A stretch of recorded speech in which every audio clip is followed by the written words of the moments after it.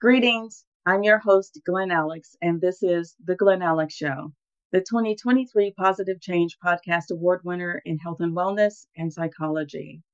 And The Glen Alex Show is everything health because I believe in total health. You're a whole, and all of you matter. True health is much, much more than just diet and exercise.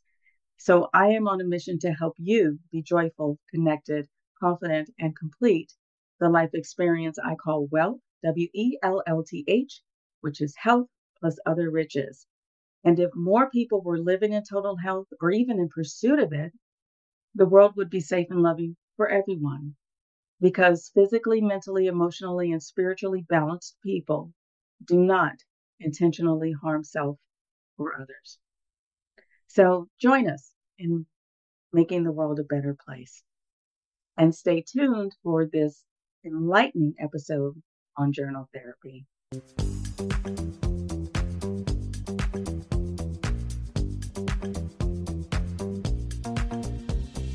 Welcome to the Glen Alex Show, where your health matters, set your mind, let it flow. Joyful, connected, confident, complete. Let Glen Alex help you back on your feet. The Glen Alex Show.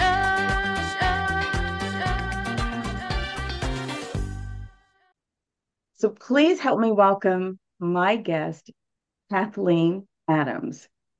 Kathleen Adams is a psychotherapist, best-selling author, and founder of the Center for Journal Therapy in Denver, Colorado. Her passion in life is teaching and teaching the healing art and science of journal writing to all who desire self-directed change. She's delighted to be with us today to share how writing a journal can move you toward healing, growth, and change in surprisingly easy and time efficient ways. So Kathleen, thank you so much for joining us. Thank you, Glenn. It's a pleasure to be with you. Oh, I'm really stoked about you being here and talking about journaling. As a clinical social worker, I think it's an amazing tool for, as you said, for growth and change. And I'm just excited for what we're about to get into. So, can you just give us a brief overview of how you became a journal therapist? Yes, I'm happy to do that.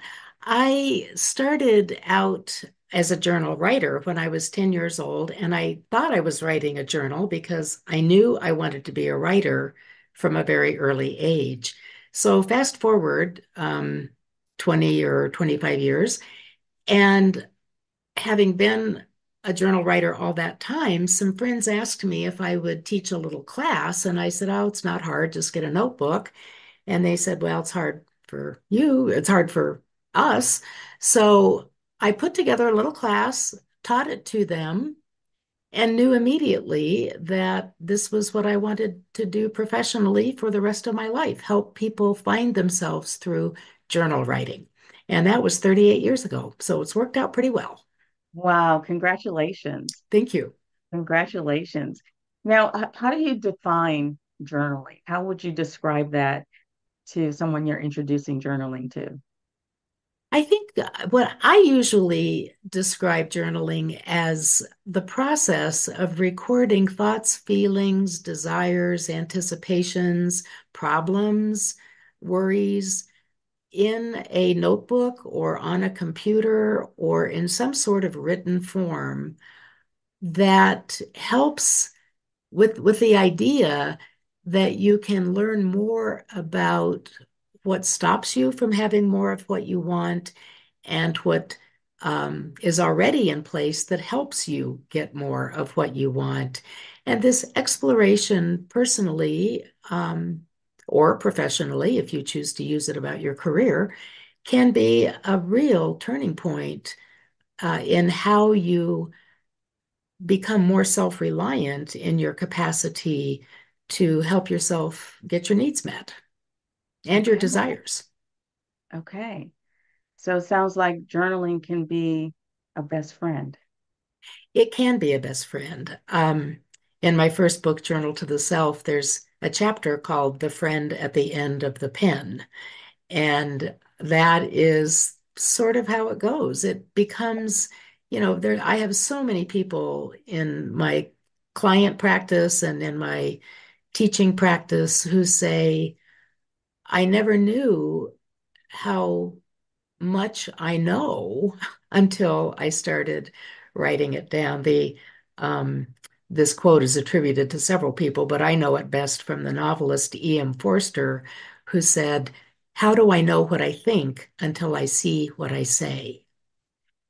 Okay. That's really interesting. And I like that because I work with adults who experience anxiety and depression, Mhm. and they get so caught up in what they think that they don't know what they know. They only Exactly. think that what they think is what they know. Yes. So you Yes.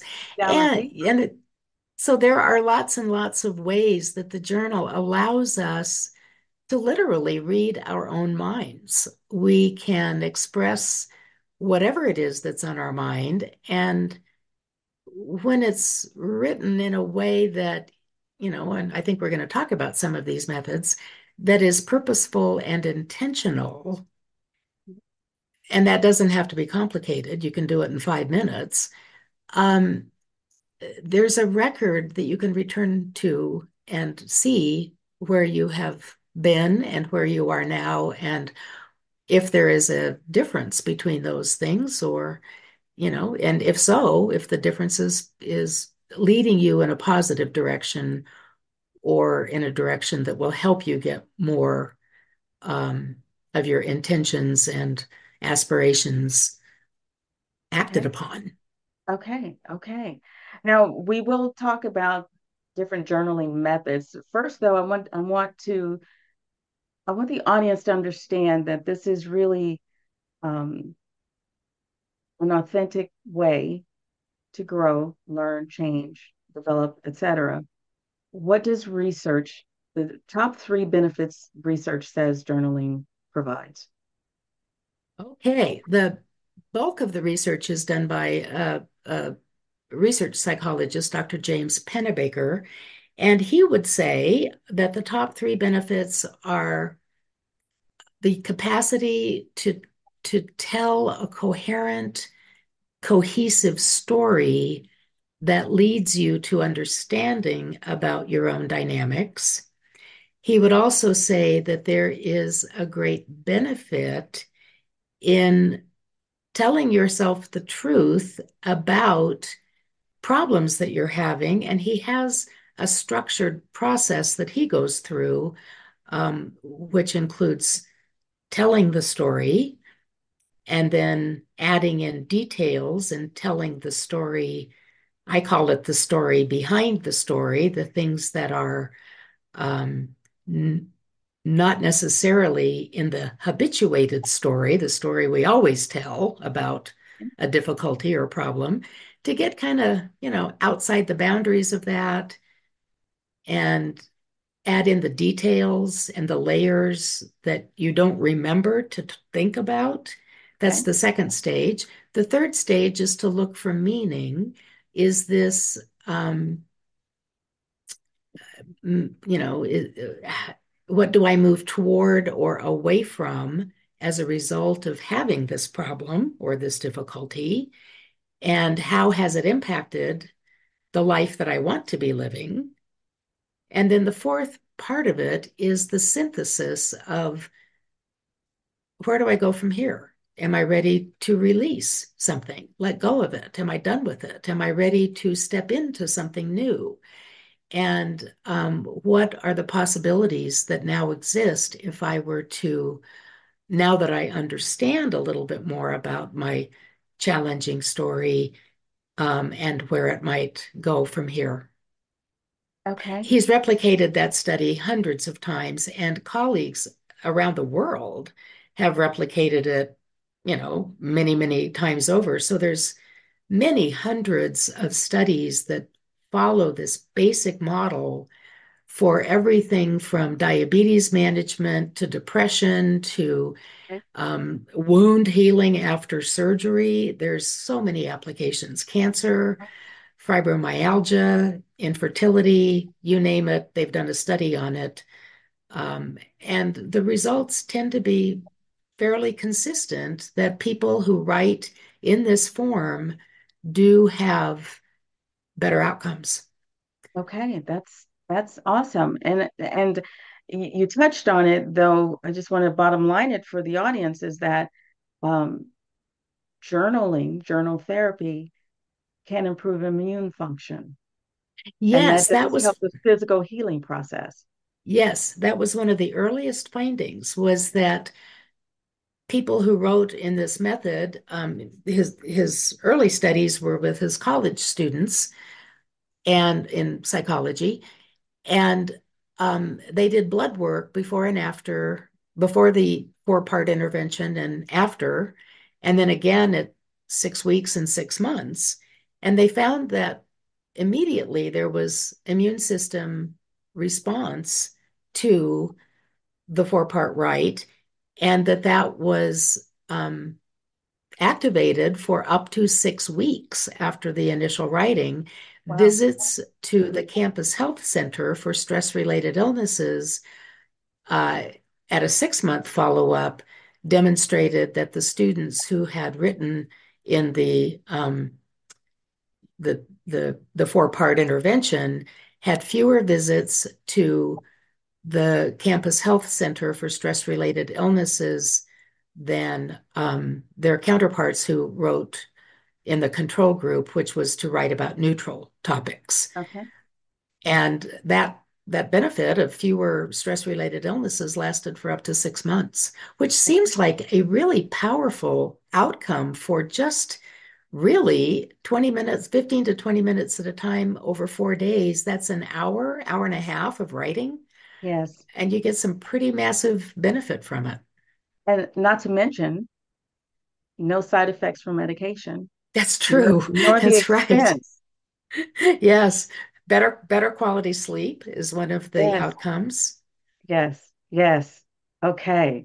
Now, what are some of the methods you use in teaching methods you teach for journaling? Yes. My entire theoretical methodology is grounded in something that I discovered in those very first journal classes that I was teaching, which involved the use of different writing techniques. So in the initial class, I taught 21 different techniques to use in the journal. And a technique is something like the unsent letter. I think everyone is familiar with how to write a letter. Dear you, blah, blah, blah, blah, blah, love me, or angrily yours, me, or whatever. And the unsent letter with the focus on the un part. Um, and here's a little tip for unsent email letters. Address the email to yourself first before Just you in ever case. write anything down, just in case you hit send by mistake, you'll send it to yourself. But that is just kind of a fast write that can be an emotional blast of I'm mad at you. I'm sad about you. Um, I want you to stop doing something, whatever it is. The idea is that you can be just as socially inappropriate as you want Mhm. and say anything you want to that you would never actually, probably, hopefully say to another, but it is contained in the privacy of your own journal or your own email system. Mhm. And there is a tremendous amount of release that can come simply from getting it off your mind and onto the page, um, and then not doing anything with it other than tucking it away or maybe shredding it or stomping on it or whatever you want to do the Or physical burning thing it. or burning it. Yeah. I've written a Yeah. few unsent letters myself Have you burned a few unsent letters? I thought maybe you had. Yeah, too. it's good. Okay, so what tips do you have for someone new to journaling to just get started? Yeah, I think the first tip is permission. Permission to let yourself approach this in whatever way you want. It is not necessary. I mean, there's no user's manual for writing a journal. I've written 14 books, and in their own way, they're each user's manual. But, you know, your own style is going to be your best predictor of success. So you don't have to do this for anybody but yourself. You don't have to do it in a particular way. Permission to write or not write doesn't have to be done every day. Permission to write by hand or on a computer. It doesn't make any difference in outcomes. Some studies that I have done show that. And after permission, I would include balance because if you are using a journal um, for capturing the anger or frustration you feel about a particular life situation, or if you are grieving a loss, the journal can get heavy and it might condition you to think that maybe I shouldn't write today because I'm in a pretty good mood and I don't want to bum myself out. But if you add a little balance to the journal, and one of the techniques that I teach is called captured moment, and it's about capturing a moment of beauty, of grace, of joy, of intimacy, and writing it from the senses in the first person, even if it happened yesterday, writing Okay. as if it were happening right now, and using all of the creative energy you can bring to it to make, kind of this is the time to pull out the juicy verbs and the lavish adjectives and the extravagant language.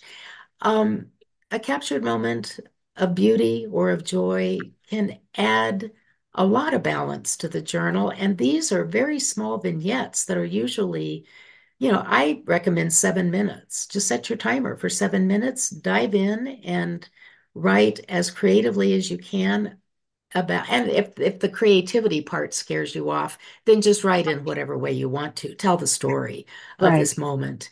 But that gives you something to look back to that will brighten your mood almost immediately and will help you remember that even in difficult times, nothing is forever, and you can also have um, some quality exchanges with yourself. Okay. I love that. I really do. And I just want to speak for a moment to what you said about personalizing it. While there are guidelines and suggestions, there is no one way, no right way to be you, to express Yep. your to be you. I've run into that a Hmm. lot professionally and personally with people trying to conform to some ideal that doesn't align with them. So thank you Exactly. for that out. Yes. What I'm always telling my clients and students is one of my little axioms that I get, they quote back to me is no wrong, just right. WRITE. I No like wrong, that. just right. Oh, I'm going to steal that. Please do. Is it stealing if I tell you ahead of time? Well, we call it the great brain robbery, and we do it all the time in journal therapy. We constantly borrow from each other. Okay, thank you. Thank you. That's awesome. Of Awesome. course.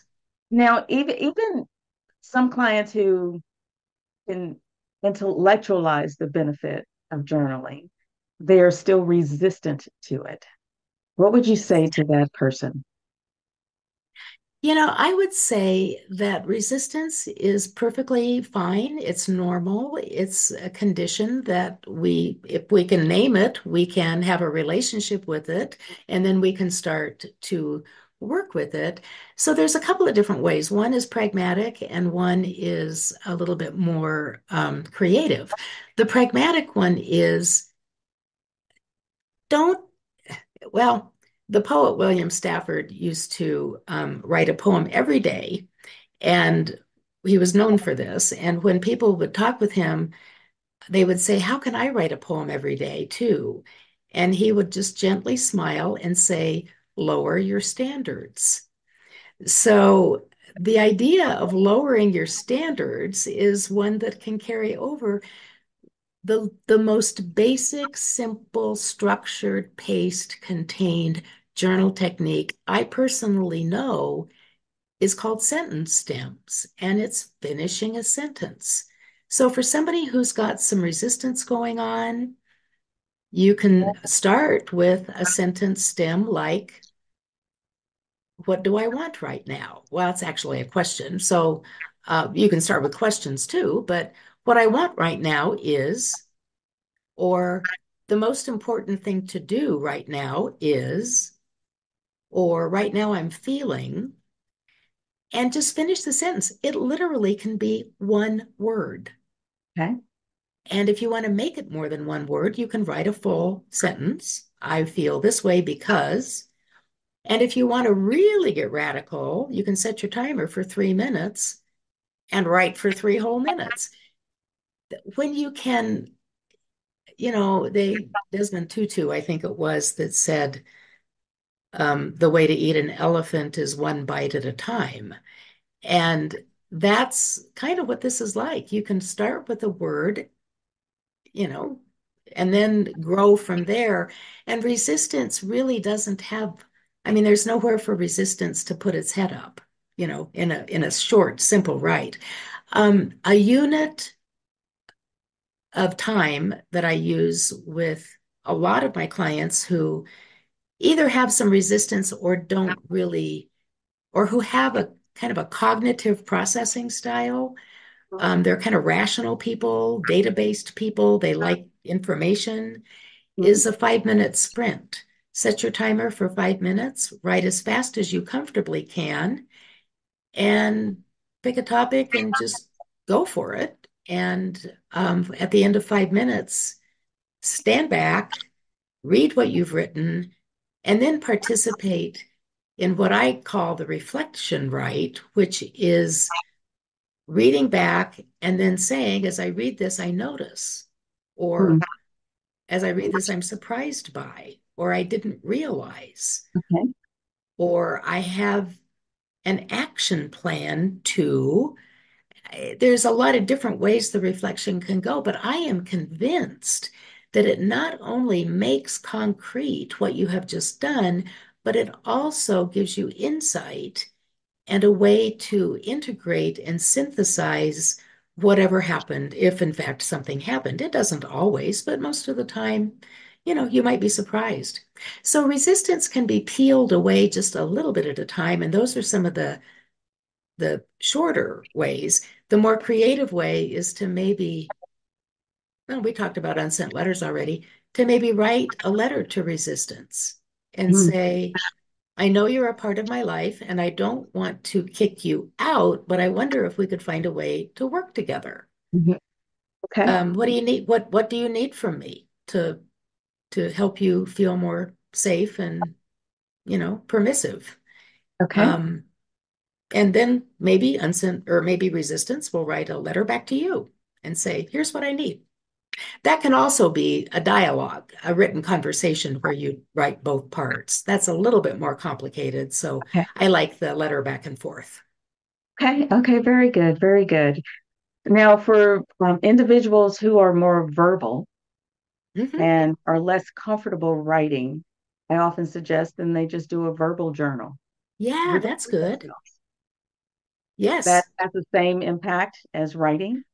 I think so. I think so. I've worked with a lot of people who don't have physical capacity to write. They Ah, either okay. have um, cognitive impairment that makes it difficult for them to write, or they may have arthritis. I work with older people Okay. who sometimes just don't have the mobility in their hands that they used to. And audio journals, talking into your voice memo, and you can even have that transcribed. You can run Sure. it through a transcription service and it will give you a written journal, even if you dictate it. Okay. Okay. Awesome. Awesome. Now, as far as your work with individuals, you have your private clients and you also have students. What is the student program like? Is that online? Is that in Yes, person? I have two fully, well, yeah, I have two fully online programs. Um, One of them is uh, my first book, Journal to the Self, has been in print for over 30 years now. I can't even believe it. Um, and I it's the it's based on the workshop that I started out with in 1985. And it's kind of the workshop written down. So I certify people to teach the same workshop that I started out with. That's called the Okay. instructor certification training. And then we have, and that's fully online. We also have a fully online text-based institute called the Therapeutic Writing Institute that prepares people um, do to take courses of study and do practicums that prepare them to use journal writing as part of their career path.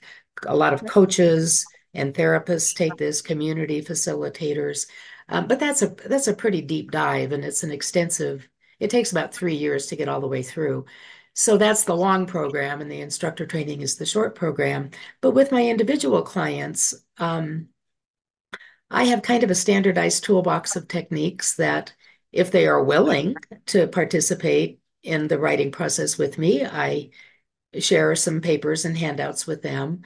And then I customize the program based on who they are, what they want, and what their emotional and cognitive processing styles are. There Okay. are ways for therapists to really, kind of make a program that's going to meet the client where the client is at, which is what I always like to do rather than ask them to jump into my world. I want to Right. make myself accessible in their world. Right. Okay. Okay. Awesome. Awesome. Well, this has been great. I Mm. love journaling. I love journal therapy. I love writing. So I'm absolutely going to share this with tell my clients, see, she said this. And I hope it catches on with people who are not currently journaling because I do think it's that impactful. So in thinking of all you've shared and all you know about journal therapy, can you wrap this up in one nugget? What one takeaway do you want the audience to have? I think I would go back to no wrong, just right. Give yourself permission to do what feels right for you and to not worry about what you're not doing, because it's more important to focus on the here and now in your Okay. journal. Okay. Awesome. Awesome. Now, how can anyone reach out to you or contact you to join one of your courses? Sure, sure. My website is journaltherapy.com, and my email address is kay@journaltherapy.com, k@journaltherapy.com. And if anyone would like a little sample taste of a class, I have and a little online class that I'd like to offer your listeners. It can be reached. It's called J is for Journal, and it's kind of a fun, breezy startup on just different areas of writing that people are interested in, and Okay. how to get started. And it's got 68 writing prompts in about Wow. 15 pages. Yeah, Okay. six Okay. modules, 7 modules. And the URL for that is bit.ly/KKAY journal, JOURNAL 2024, K journal 2024 with the prefix bit.ly, bit.ly/. Um, Okay. and I also have that document. The online class is also available as a e-report if anybody prefers to Oh, read okay. rather than take classes. Awesome. Awesome. Kay, this has been a pleasure. Thank you, It's been Glenn. a It's been a thank you so much for making time and for the work that you do. oh, I, thank I you. think understanding self is the beginning of health Yes. and positive contribution to humanity. So thank you. Mhm. Thank you. It's been a pleasure to be with you, and I wish happy inklings to all of your listeners. Thank you very much. Thank you. Thank you again for tuning in to this episode of The Glen Alex Show. We hope that you learn how journal therapy, writing, can enhance your overall health. So please like, subscribe, and share. Refresh your spirit with a nourishing thought. Please allow me to leave you with this nourishing thought. Author Julia Cameron said, "Writing is medicine. It is an appropriate antidote to injury. It is an appropriate companion for any difficult change." Quite simply, writing is therapy. I personally know the benefits of journaling from my childhood diary, from my dream journals, and from just putting my thoughts on paper. The positive effects of journaling on my mental and emotional well being are profound. So, if you want to better understand yourself, if you want relief from anxiety and depression, if you want to heal, then journal. And research has even shown that journaling improves immune function. And because of these powerful benefits, I highly recommend journaling to my clients, particularly those with high anxiety and depression, and those who have trouble sleeping. And I recommend journaling to you. To learn more about tools to improve your health, visit glenalex.com, order your copy of my 3-time award-winning book, Living in Total Health, read my blogs, and book your free session with me to identify tools to help you enhance your health. Then tune into the next episode of The Glen Alex Show. And until next time, be well.